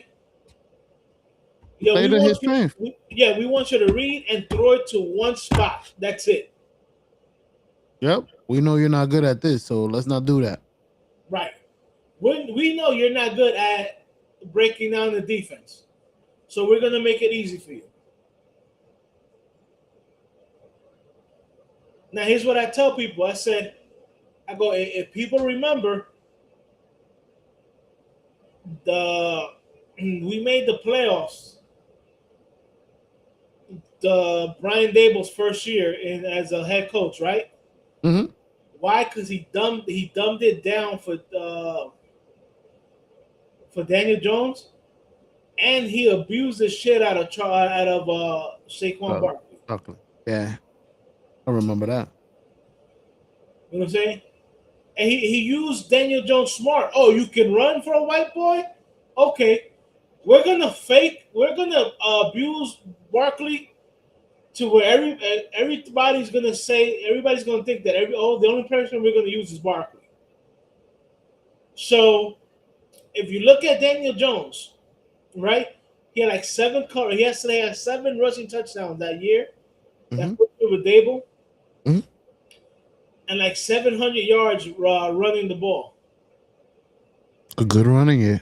Right. But if you look at it, it's because a lot of his runs were in the third quarter where we already had Barkley run the ball like 20 times. And it's like, okay, Barkley, we're going to fake run it to you on the left. Play action. We want you to keep Daniel Jones. We want you to keep the ball and then run over one and run either right down the middle or through the right, away from Barkley is. Now, like I tell people, I said, and here's how good my memory is. In that year, I think the third game of the season was against the Arizona Cardinals, where we were losing to the Cardinals, and we came back to win it, right? Because the Cardinals was stopping Barkley. Like almost the first 2.5 quarters of the game. And then halfway during the middle of the third quarter, Dable started to making Daniel Jones run the ball. Mm-hmm. Play action. Well, it's not really play action. It's more like bootlegs. Okay. But if you look at the defense of the Cardinals in the third quarter, they ran the play with Barkley to the left. Mm-hmm. The entire defense ran to the left. And there's Daniel Jones on the left. And then Daniel Jones was all by himself on the right side of the field. Exactly. Was that the one where he tripped? No, that was against the Eagles on national TV. My man was out. Woo, woo, woo. And he tripped and fell with nobody there. That was supposed to be a touchdown. It should have been an easy touchdown. But you know what happened to him? It's what happened to a lot of people. You know what I'm saying? He started looking back, and then he lost his balance. I thought it was the stamina. He's not used to running that fast, that long. It wasn't the stamina. If you look at his feet, if you look at his head, he started looking to the side or looking back to see if there's anybody next to him. And then you saw his feet moving faster than what they should be moving. And I saw that, and I'm like, oh, he's going to fall. He's inexperienced. He should have looked at the Jumbotron. That's what the receivers do. They be looking up at the jumbotron. Nobody's Dude, behind me. I'm gonna be truthful. When I break away, I'm not looking back. I'm not looking at the jumbotron. I'm looking at that end zone. Word. Catch me before I get there. That's the only thing I'm looking at. And the only time I'm gonna look to the side is if my peripheral vision, I see a body. Somebody's catching up to me. But the whole thing is that you look to the side. Like he tried to look like behind him. You know he tried it. You know what he did? You know in horror movies when the white girl is running away from the killer and she looks back and she trips. That's what he did. That is exactly what he did. That's why when I saw him like try to look back, I'm like, oh, this nigga's gonna fall. You can't run forward and look back. You're gonna lose your equilibrium. Right. And if you can see, that's exactly what happened. He lost his balance, lost his footing, and then fell. But meanwhile, had he focused just running straight, and if you look at the good running backs of all time, once they broke away, they never looked back.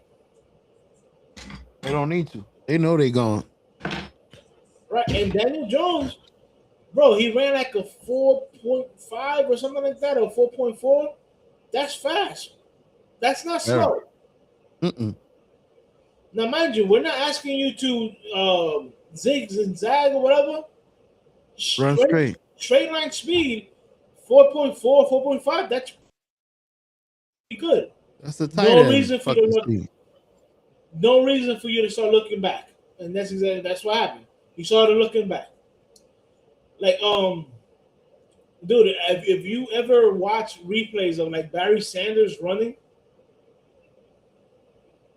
he never looked back. Once he broke, he never looked back. You know what I'm saying? I gotta watch some more clips of that guy. I didn't get to enjoy him. I knew he was nice, but I don't know about you. I really didn't get to enjoy him back in the day. I did. That boy was special. My boy was a big Barry Sanders fan. To the point where in Madden he would pick the Lions.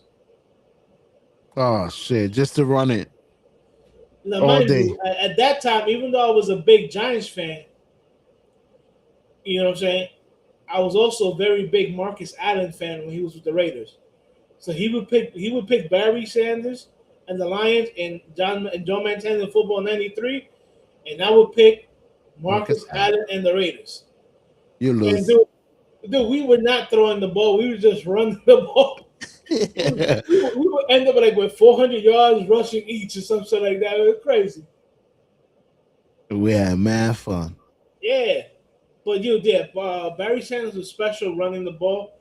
And once he took off, he never looked back. Emmitt Smith was like that too. And Emmitt Smith was not a fast running back. I was gonna say that. More like a brute. Right. But when he was able to break containment, he never looked back. No need to. You catch me, you catch me. Bye. That's it. Yeah, but dude, but going back to my point is, you guys, you drafted good this year.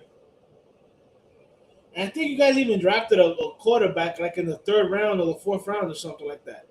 And I still think you guys have Tyrod Taylor on your team. I'm not 100% sure. Neither am I. But if Geno Smith goes out there and bums it up the first 4 games, as a Jet, do you stick with him or do you? Let me see who's the Jets' backup quarterback.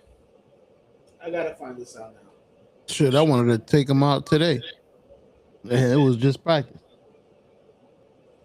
It's preseason. Nah, we need to take him out.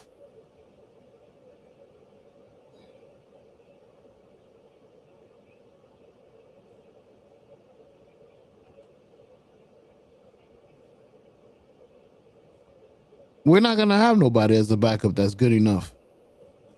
There's a reason why we have fucking Geno Smith. Bro, it don't look good. You don't have Tyron Taylor's no longer on the Jets. Told you. Geno Smith is your first ring. And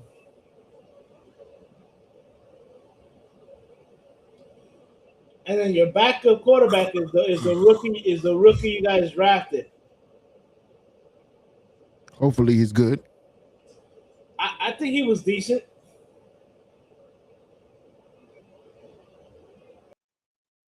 You remember where he was drafted from? Any chance? And then I'll tell you right now. Clemson. Okay. That's a good team. Let's see Clemson here. Tiger.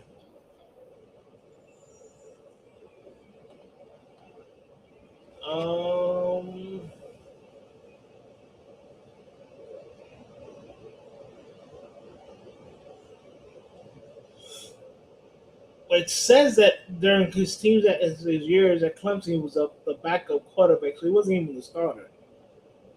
Oh no. What? Let's see here. He enrolled in January of 2022. Throughout his freshman year, he was the backup. Let me see. So that's right. He started his freshman year as a backup. That's usually the way it goes. Yeah, you have to. That's never heard of a rookie quarterback starting in college. Usually the college has 2 to 3 good quarterbacks. All right. The next year he played 13 games. Nice. They went 9-4. Okay. He completed 63% of his passes. Okay. Threw for 2,800 yards. Ooh. 19 touchdowns, but 9 interceptions, and 4 rushing touchdowns. So I guess he can run. And he got some legs. 2024 started 14 games. Okay. Went 10-4. So that's pretty good. Yeah. Again, completed 63% of his passes. Consistent. Passed for 3,600 yards. Ooh, he stepped it up. 36 touchdowns with 6 interceptions. Ooh. And seven rushing touchdowns. Kid is getting better and better. He's practicing. Okay. 2025, and I think this is why he was able to. I think this is why he was available in the 4th round. Started 12 games and played 12 games. Okay. 7-5 record. Not too bad. 65% passing percentage. Consistent. 2,900 yards.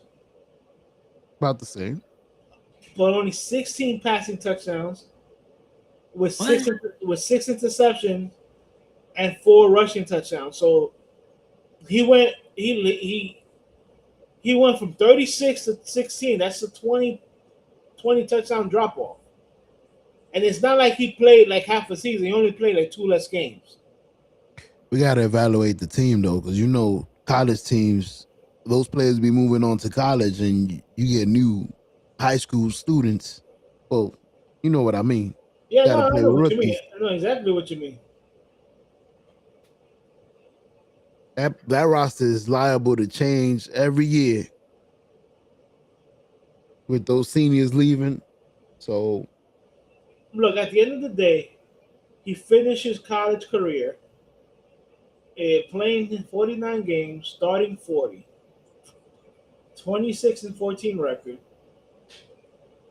He averaged 64% for completion.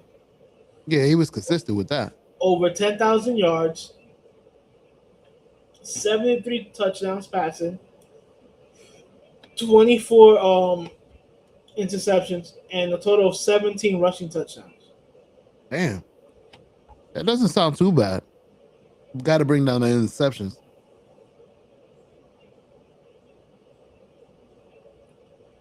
I Okay. mean, my whole thing is you definitely got to see why the big drop off in touchdowns from 36 to 16 in the year when he only missed like 2 games.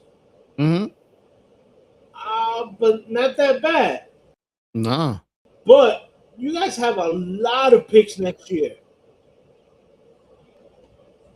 We might be So able to get another one. If Geno Smith does bad and this kid doesn't look good either, do you package a whole bunch of draft picks next year to try to draft the best quarterback? Sure would. If you feel this is your guy, go for it. That's the thing, because they don't be treating their guy right. We thought Sam Donaldson was our guy, and we let him play for 1 year. I think that was the best quarterback we let go. Well, I told people that I thought that Darwin was a decent quarterback, and a lot of people thought I was crazy. Nah, he had the essentials. And what I said is that what I said is that he had nobody around him. As a fucking as a starting quarterback, his best fucking wide receiver was fucking Robbie Anderson. Come on now. All right. So like next year, you guys have 3 first-round draft picks next year. Hopefully, we know how to use it. Yo. So now let's say the Jets stick it up this year, right? Yep. Which is possible because even though I think you guys have a pretty decent roster, and to me, you guys drafted pretty decently this year. They're better than before. Right. With 3 first-round draft picks next year. Next year is supposed to be a very talented class in terms of wide receivers, quarterbacks, and stuff like that. Now, here's the thing. I believe next year is the first time that Archie Manning is available to enter the draft. Now, Archie Manning has not had a very good college career.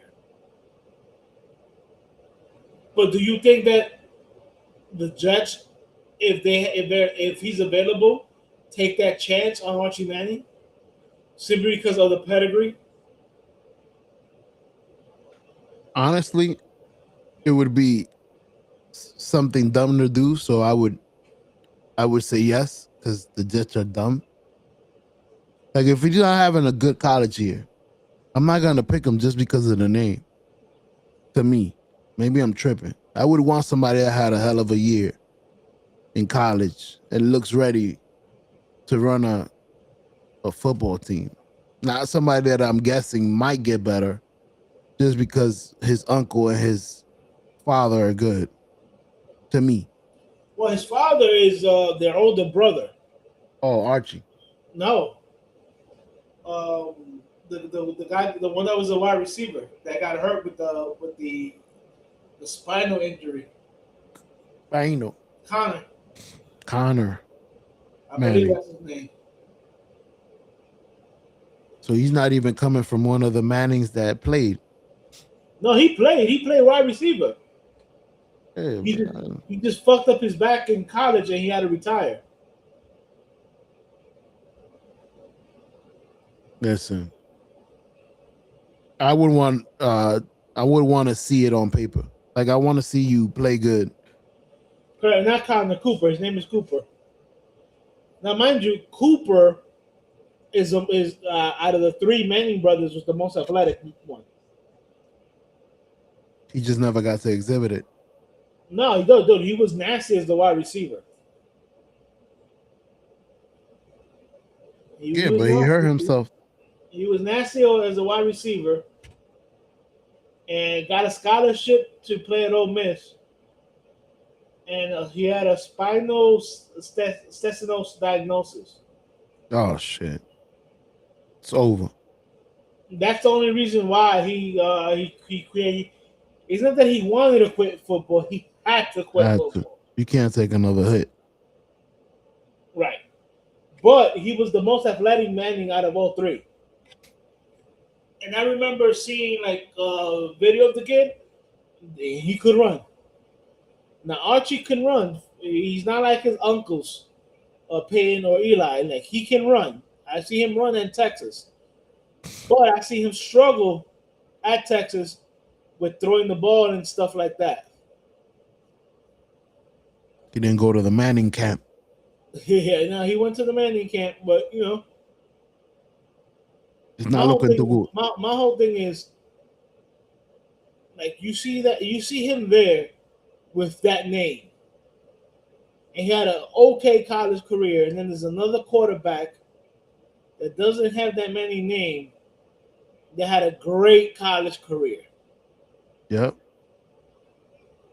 What are you thinking? Great college career to me. Okay. So a great year.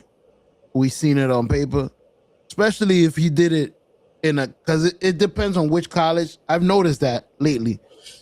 In some college, the college is gonna be 15-0, and nobody's gonna be like excited about it. That's what they're supposed to do.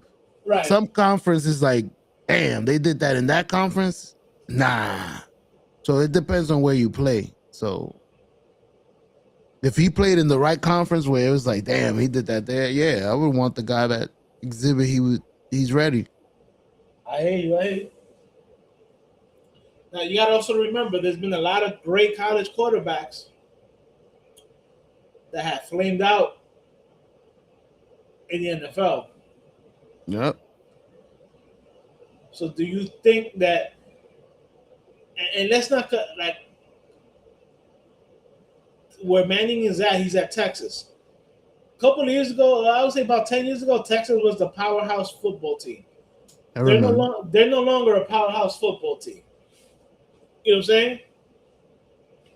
So, like, I remember when they had,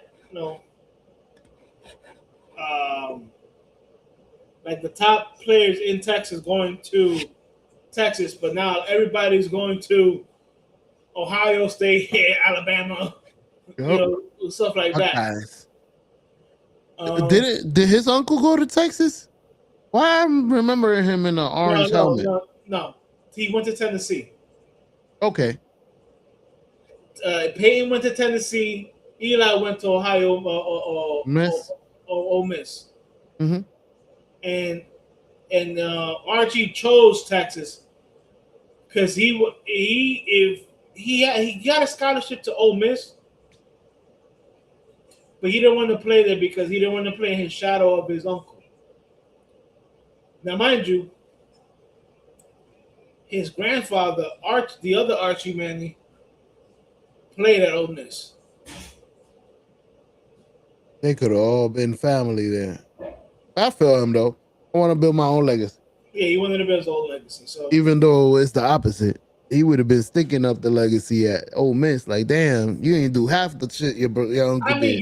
You never know. Like I said, Texas is not the same college it was back when I was really watching college football, like back in the late 90s and early 2000s. They're like they're not a powerhouse like that no more. You know what I'm saying? They used to be. They used to be. Mm-hmm. But they're not no more. So, I mean, who knows? My whole thing is, it's a, as we like to say, it's a crapshoot. Do you take the quarterback because he has the Manning name, even though he had bad college career? Or do you take a shot at the guy who doesn't have the Manning name and had a great college career? I mean, because like we said, we've seen guys that had a great college career come into the NFL and looked horrible.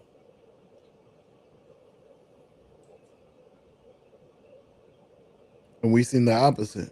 Guys that really didn't get a chance in college look terrific in the NFL. Yeah, How good was Tom Brady in the college? he wasn't that great in college. That's what I'm saying. See? But we seen the opposite as well. That's a tough call.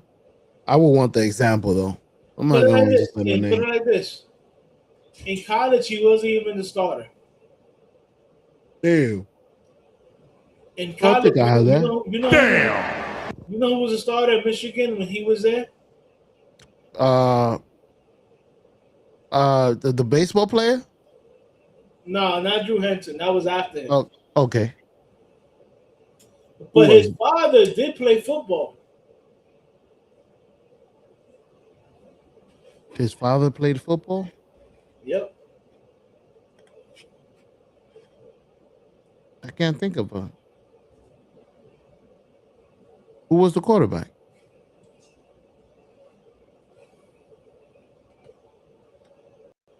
Brian Greasy.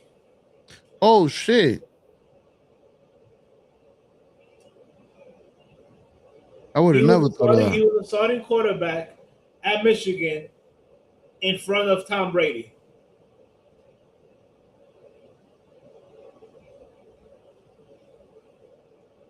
Can't judge it. See? Damn, that's a hard question. You can't judge a player by how he looks in college then.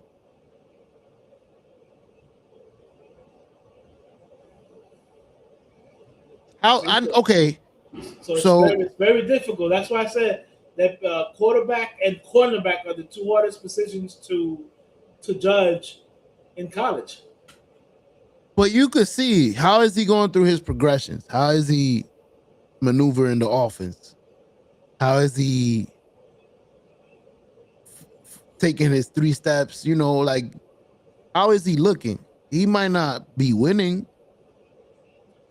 Right, but but he might be looking like a quarterback. also, his wide receivers, are they catching the ball? Are they running That too. the right routes? Mm-hmm. You know, This is the head coach. is he making the right call? At the line of scrimmage. Like all that is like you said, but like even that, like remember a couple of years ago, the Lions drafted number one cornerback from Ohio State, right? And at Ohio State, the dude was a lockdown cornerback. Like everybody was raving, like, "Yo, this guy is the best cornerback, one of the best cornerbacks prospects they had ever seen." Deion Sanders. And he stunk it up in the NFL. It was too fast for him. So, like I said, it's tough to grade, you know, quarterbacks and cornerback. So, Hey, preseason it's almost over, and we're gonna start watching the real shit soon. We're gonna see who's who. I believe the first preseason game is this weekend. I thought it was.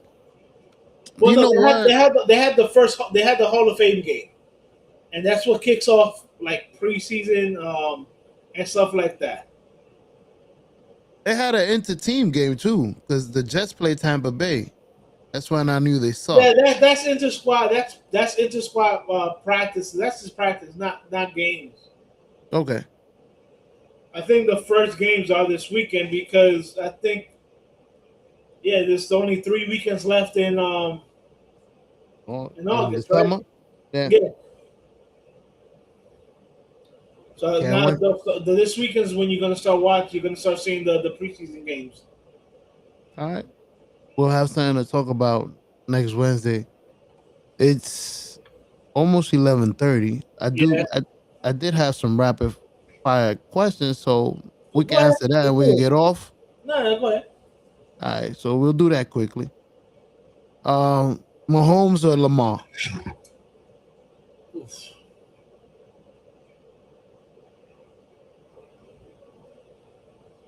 That's a tough question. If you're talking about just passing, Mahomes. Okay. If you Um, add the rushing too, if you have the rushing too, the edge goes to Lamar. And I'm not, and the only reason I say is that yeah, Mahomes can scramble. You know what I'm saying? But we see him scramble. We've actually seen Lamar run. he is the second option. So yeah. So if it's incorporating both running and passing, Lamar has a slight edge in my book. Okay. Josh Allen or Joe Burrow?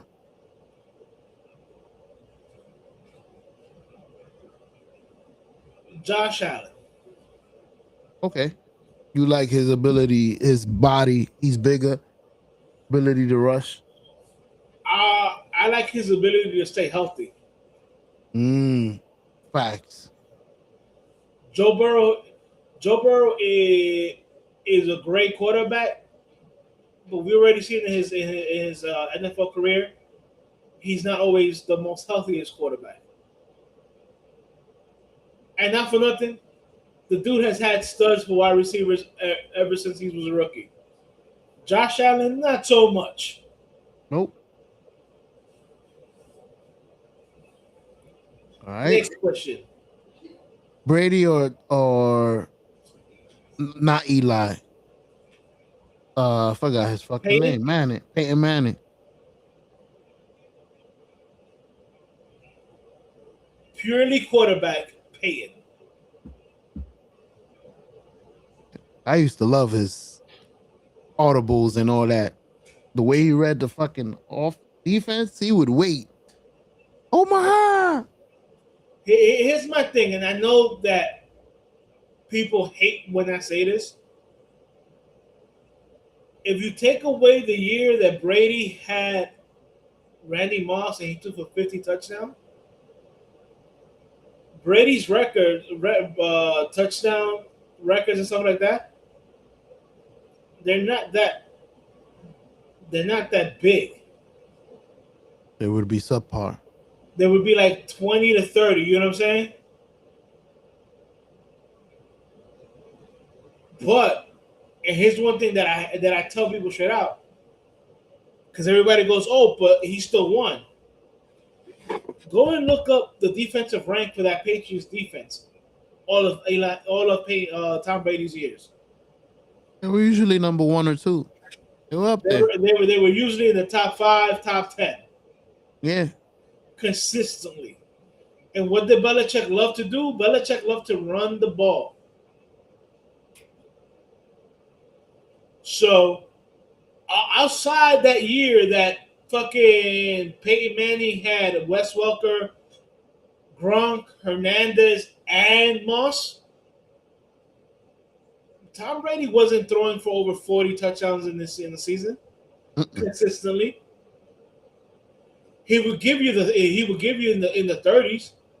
He gave you that. I'll admit that he gave you in the 30s, but he wasn't hitting 40s like consistently like Peyton was. Nope. That's why, in terms of just being a quarterback, Peyton.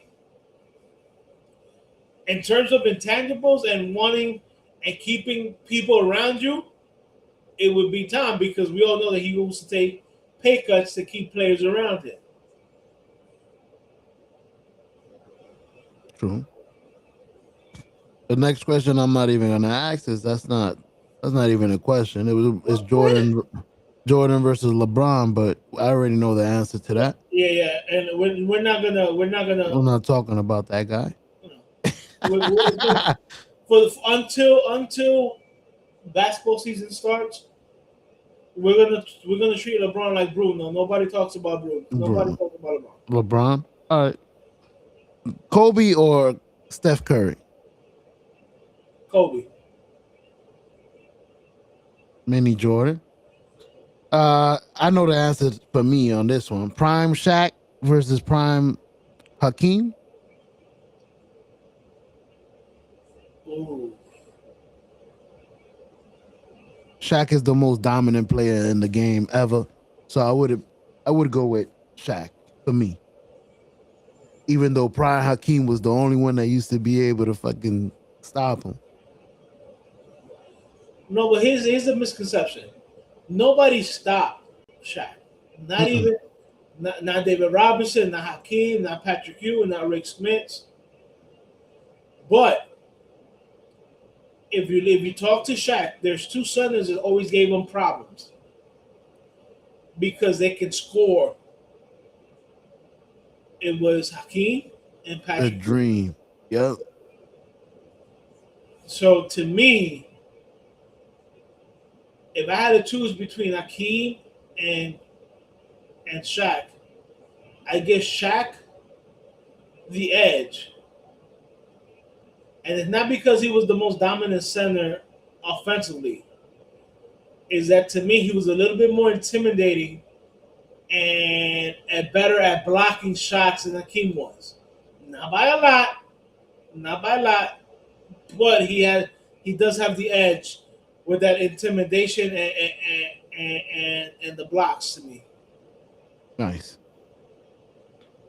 All right. Derek Jeter or Alex Rodriguez? Okay. If you're talking about just straight numbers, Alex Rodriguez. I always thought he was better. Huh? I always thought he was better. Well, in terms of numbers, yes. But if you are talking about everything that comes with being a baseball player, the intangibles and stuff like that, Mm-hmm. it's Jeter and it's not even close. Yep. I agree. I agree with your reasoning too. Prime Randy Moss or Prime Terrell Owens?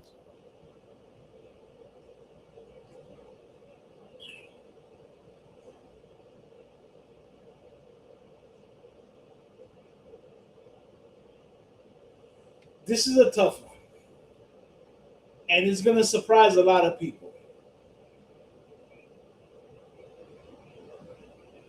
But Prime Terrell Owens. Oh, I thought you was gonna say I Prime love Randy. Dude, I love Randy. I love Randy. But if you look at Randy Moss's career, most of his shit was him catching bombs. You know what I'm saying? If you look at Terrell Owens' career, there was a lot of times that he was catching the ball over the middle or taking the hit. Like a slot receiver. And not only that, there were times where you can actually see Terrell Owens blocking on running plays.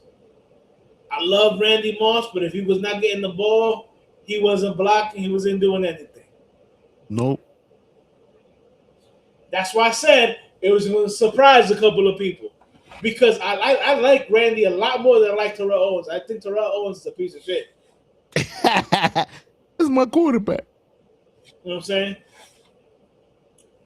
But in terms of a football player, yeah. Terrell Owens. All right. Prime Adrian Peterson or Prime Derrick Henry?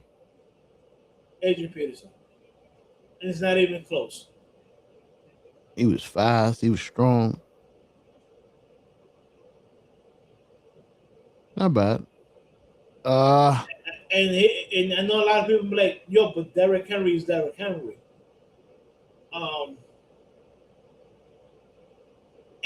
This is why I say Adrian Peterson, and it's not even close. This man came back from an ACL surgery in 6 months. It still was good. And did not look like he had ACL surgery. Nope. And there's a lot of players who've had ACL surgery that takes them a year or two to get back into form.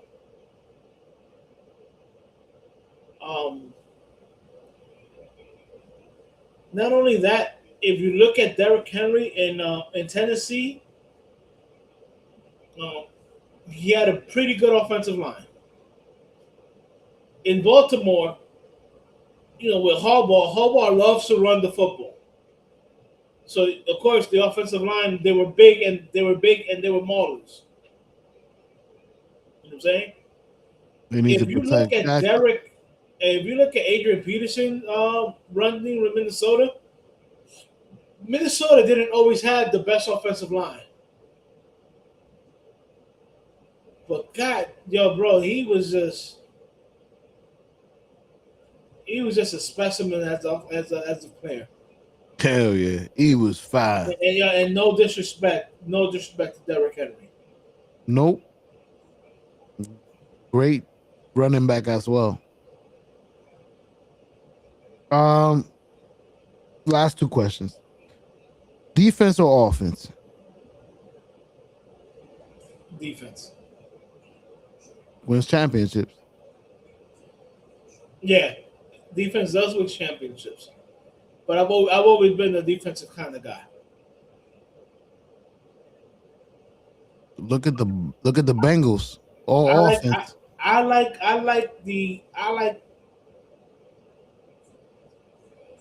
I like stopping the player or stopping the team. You know what I'm saying? You know what? You just changed my mind with that comment.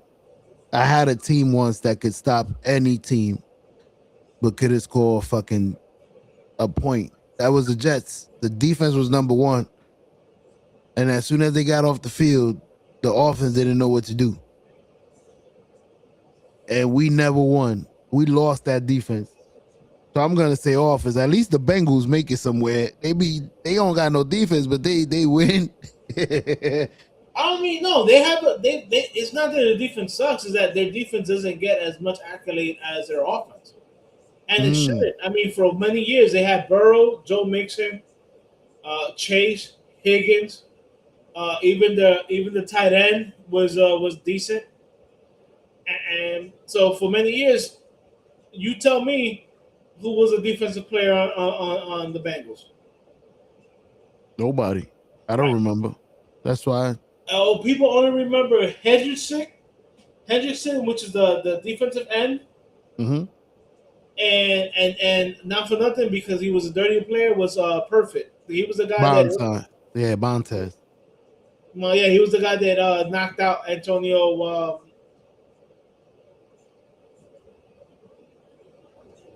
His last name is what's his name? Antonio. I know who you're talking about. The Steelers. Yeah. The crazy nigga. I know who you're talking about. Right. I can't think of his last name either. No, his last name is Antonio, I think. Oh. I can't remember his name. That's crazy. Yeah. AB. I can remember his initials. Oh, Antonio Brown. There you go. I was gonna say I remember his initials because they call him AB. Yeah, Antonio Brown. Yeah, Antonio's his first name. Yeah. Not his last name. So yeah, that's what he was. But the Bengals defense, it wasn't like the Bengals defense was the worst in the league. See, with the Jets, you had two extremes. You had a top 5 defense, but a bottom 5 offensive line. I mean, a bottom five offense. Offense, bro. If you look at the Bengals, you had a top 5 offense and maybe like a 15 or 20 defense. You know what I'm saying? Mm-hmm. Which is manageable. Sustainable.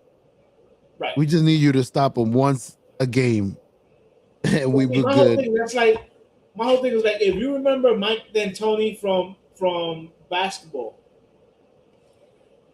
he was the guy. He was the head coach from the Phoenix Suns, and then the head coach for the Knicks. Mm-hmm. He didn't believe in defense, so his teams would score 130 points, but they didn't know how to stop somebody when they needed a stop, so they would lose 130 to 132.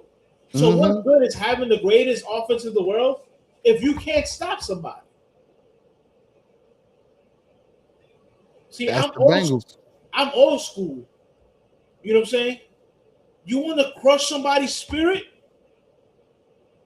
Show them that you can stop them. Show them that they can't score on you, and they'll be like, "Yo, fuck, we can't score on these motherfuckers, bro." You know what I'm saying? It's like almost the 2000 Ravens when they had that defense. Mm-hmm. Exactly. With Trent Dilfer. Right. Like, dude, think about that. That defense was number one. They won the Super Bowl. Yes, they won it against my Giants. But they beat a lot of teams in the playoffs with Trent Dilfer as the quarterback. Nobody, a whole bunch of no names as their wide receivers, and Jamal Lewis running the ball. So again, if you can play defense and you can stop somebody from scoring where it matters, that's what I like. You can crush somebody's spirit better if you can stop them from scoring. Facts. All right. Last question of the day. Championship or Hall of Fame career? Oof. You want to be Robert Horry? Or you want to be in the Hall of Fame? Well, see, I would say Hall of Fame. That means every year you played was astonishing. I would say Hall of Fame because you're not for nothing with championships. Everybody can diminish your championship. Mm-hmm. Like what they do with Eli. Oh, Eli has 2 Super Bowl rings and 2 Super Bowl MVPs. You know what I'm saying? Mm-hmm. But that's all he did. You want more? That's not all he did. But whatever. You did more than others. Right. But a Hall of Fame career means that they recognize you as one of the best ever. No matter what your team did. But my whole thing with that is that lately, especially in the last 10 to 15 years, it's become a popularity contest. You're not going by the stats no more. No. Because if you were going by the stats, Barry Bonds should be in the Hall of Fame. Shit. Bro. Think about it. Barry Bonds has never tested positive. Never tested positive on the drug test. Just because they think he did it, he's guilty. And because he was an asshole to a lot of reporters. Now, mind you, a lot of the Hall of Fames are not done by fans; they're done by reporters. Oh shit! So if you have a history of giving reporters a hard time, they're not going to vote for you because at the end of the day, they're humans, and humans think, "Oh, you was an ass to me, so I'm gonna make sure you don't get into the Hall of Fame." Put it like in baseball. Don Mattingly is not in the Hall of Fame. Damn. How is Don Mattingly, one of the greatest first basemen ever to play the game, not in the Hall of Fame? It's not steroid, because he I don't think he ever was blamed for that. I don't understand what's going on. A lot of people, he played 14 years, and everybody's like, oh, but he doesn't have the numbers. My man won a MVP on a baseball team that fucking sucked. So he was the only good player. In the 1980s, Mattingly was so good, he won the MVP on one of the worst Yankee teams ever. Now, mind you, MVPs are supposed to be given to the best players, but they usually aren't given to the best player. They're given to the most popular player. Mm-hmm. You know what I'm saying? Don Mattingly was not popular. He was popular, but he led the league in batting. He did what he was supposed to. And then I think that year he also hit like 7 grand slams. Damn. The dude did his thing. He's not in the Hall of Fame. A lot of people don't like Eli Manning because to him, he didn't have a Hall of Fame career. But you cannot write the history of the NFL without Eli Manning. Nope. He beat the Patriots when the Patriots were seconds away, or not seconds, but minutes away from being the second undefeated team ever in the NFL. Well, the Dolphins didn't win the championship, did they? Yeah, they did. Okay. But even with the championship, they only won 17 games. Or so this would have been a broken. This would have broke a record. Okay. Yeah. So something like that. So yeah. And then he beat the Patriots again. Twice. Both times he won MVP. When he retired, he was top 10 in yards, touchdowns, completions. All the prerequisites that they judge a Hall of Fame quarterback for. Right? Mm-hmm. And here's my argument. Joe Namath is in the Hall of Fame. How is Joe Namath, whose only claim to fame is that he guaranteed the Super Bowl win? That's all he did. But the dude has more interceptions and touchdowns, and he's in the Hall of Fame. But Eli Manning, who has a lot more touchdowns than he does interceptions, has 2 Super Bowl rings and 2 MVPs, is not in the Hall of Fame. Well, because a lot of sports writers don't like him. He's eligible already? Huh? Yeah. He's eligible? I didn't know that. This would have been the second year that he was eligible and the second year that he didn't make it. Did his brother make it? The very first time. Okay. Because my whole thing is a lot of people, they want to put the emphasis on numbers, but they also put it on whether they like them or not and shit like that, which is what I fucking hate. Nope. Let's go by the guidelines, numbers. But regardless, Terrell Owens is not in the Hall of Fame. Ooh. That sucks. And now, mind you, Randy Moss was an asshole to a lot of people, but a lot of people like Randy Moss. Randy Moss is in the Hall of Fame. And you can literally say that Terrell Owens' career is side by side as just as good as Randy Moss. Why is he not in the Hall of Fame? And it's because a lot of the sports writers don't like Terrell Owens because he was a dick. He was a prick. I get it. But you're not there to judge somebody because you don't like him. You're there to judge somebody on his numbers and what he brought to the game. This ain't the Hall of Fame of personality. Right. By the way, before we go, this is a stat that was very interesting to me. Barry Bonds won 7 national MVPs, which is the most for any baseball player. Correct. I didn't know that. I knew that. 7. Damn. Now, mind you, I think he won 3 of those with the Pirates. So before he got all bulked up. Before he got bigger. Yeah. And he played with the Pirates, I think he won like 3 of them. He was still good. With the Pirates. Not the bullshit. Bro, hitting has nothing to do with how big you are. Hitting has everything to do with hand and eye coordination. Yep. That's what I keep telling people. I could take steroids. I'm not going to hit 700 home runs. No. Steroids don't make you bigger. That's the biggest misconception of steroids. Steroids do not make you bigger. Steroids do is that they help your muscles recover faster.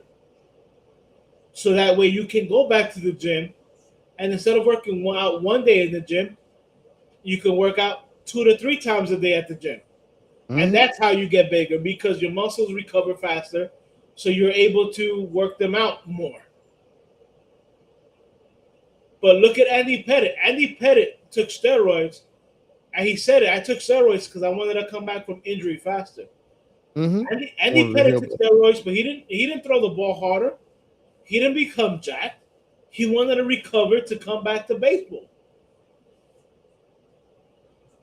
Steroids help your muscles recover, but they also, if you use steroids for too long, they also start to break down your body. Hell yeah. Now, mind you, if you look at a lot of the people who take steroids and abuse steroids, right? They can hardly walk, they're stiff, they're this, they're that. Last time I saw Barry Bonds, he was still walking fine. Still looks great. Like he could hit the ball. Again, the man never tested positive for a steroid test. Why is he not in the Hall of Fame? Because he was an asshole to reporters. Popularity contest. That's crazy. It is. I feel he's gonna By make the it way, someday though. Just so you know, you have the wrong thumbnail up. Which one I got? You got the comic book one and not the sports one. Listen, I'm just messing with you. I barely got on correctly. Listen, we made it though. We was able to. We actually gave, and we gave our 2 hours. We put in our time. We went overtime since we were late. Yeah. It's 12 o'clock. So what he's trying to say is, on that note, ladies and gentlemen, it's your friendly neighborhood Nukkle Hedd signing out. Peace, everybody. Peace. I don't really say that. It's not my fault. Good night, guys.